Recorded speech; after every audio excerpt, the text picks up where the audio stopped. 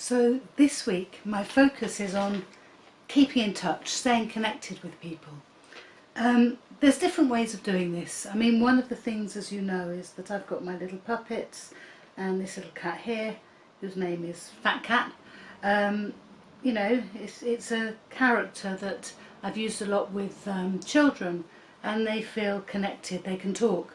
Now, one of the ways we're doing things like that at the moment, you'll see it's happening all over the country, is people are putting a different cuddly toy in the window every day. So any children taking their daily walk with their parents, they can do a sort of bear hunt. The one going in next in my window is this, and I don't know if you can see, but he's got a little envelope, because he was a present years ago where he came with a card and all the rest of it.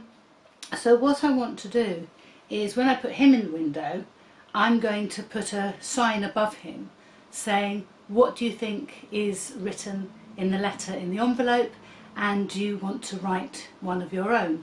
So it's a little challenge for children going past. And of course, because I'm fortunate enough to have so many puppets, I do put different puppets in the window different days, and then that keeps it interesting. And it's a way of staying in touch with people and staying connected with people who don't necessarily have all the internet things, but things like the paintings in people's windows and the cuddly toys and puppets in people's windows, especially if they've got like a sign above them which is asking a question, so they're interactive. It's a way of people who maybe can't do it through the technology, but they do feel connected to other people, so that's quite important. A silly thing, very important thing actually, we've been doing the clapping for NHS workers, but also for not just NHS, for appreciating the people working in supermarkets, people who are social workers, care workers, postmen, the people who are out there putting themselves on the line every day. And obviously the most on the line, if you like, are the health workers, the care workers, physiotherapists and so on, who are physically close to people who are carrying the virus. But it's also the people who are delivering things for us. These are all people we're appreciating. But the bonus, when we've gone out to do our, clapping, excuse me, we've sort of been in touch with neighbours we may not have otherwise have been in touch with. I live on a busy main road, well, not so busy at the moment, but usually busy, and going out at 8 o'clock and clapping, and then seeing gradually other people emerging from their houses. We've waved and smiled at neighbours we've never even spoken to before. So, it's another way of being connected with those around us. And in doing that, you're sort of able to say, are you okay? Is there anything you need? Doing little bits of shopping for neighbours, just checking people are okay. And the clapping for everyone, for all the people helping us, is actually keeping us, those of us who are staying at home and not going out to work because we can work from home, is helping us stay in touch with our neighbours from a very safe distance. So the clapping was another one.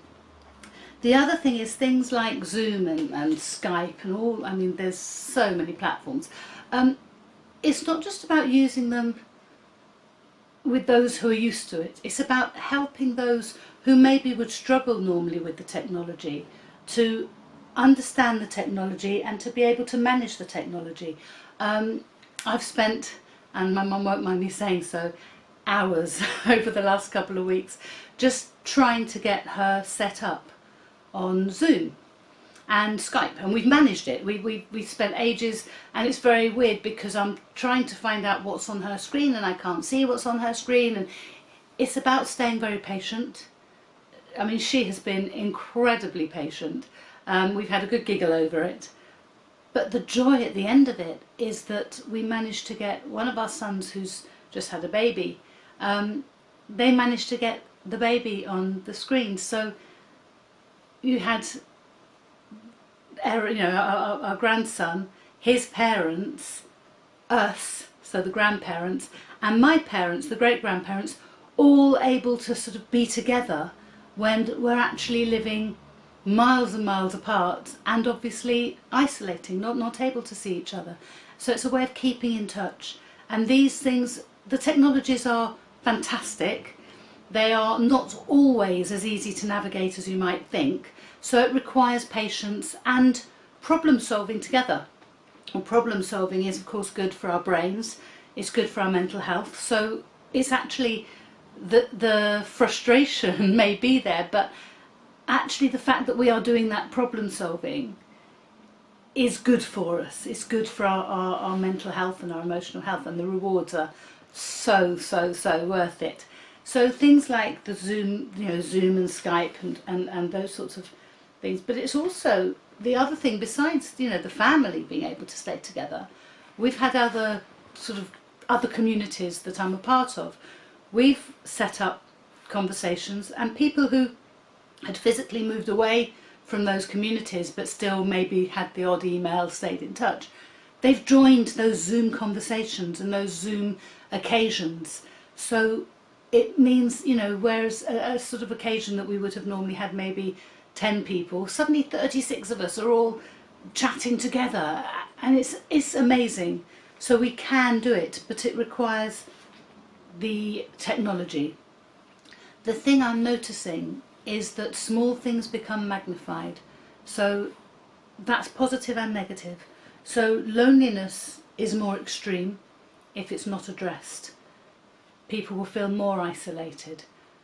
But that also means that when you drop off a packet of flour that you managed to find, or a packet of, as I did today, I managed to find some toilet rolls for someone who didn't have any and was reduced to her tissues, as it were. The smile on that person's face for a packet of toilet rolls means so much. It's much, as I say, magnified. You wouldn't normally think of a packet of toilet rolls as a gift. My Mother's Day present for my mum this year was a thing of hand cream, because her hands were getting so sore from all the washing and the cleaning, because she's very diligent, she's following all the advice, but her skin is such that that's not actually the best thing for it. So some hand cream to nourish it was way better for her than some flowers. It's not what I would normally have bought her, but these are interesting times, and different things mean more. So let's all of us do what we can to keep people cheerful, to connect with each other. And as I say, just simply putting a puppet or a cuddly toy in the window is a way of connecting with people you won't even meet, you won't even know. People will have a smile on their face that you won't see, and you will never see that person, but that child, that adult, a lot of adults love their teddy bears, will have a smile on their face, and you've been connected, and they will feel reached out to. So let's all try to make those connections, because they really do matter. They matter at all times, but more particularly they matter now. Thank you.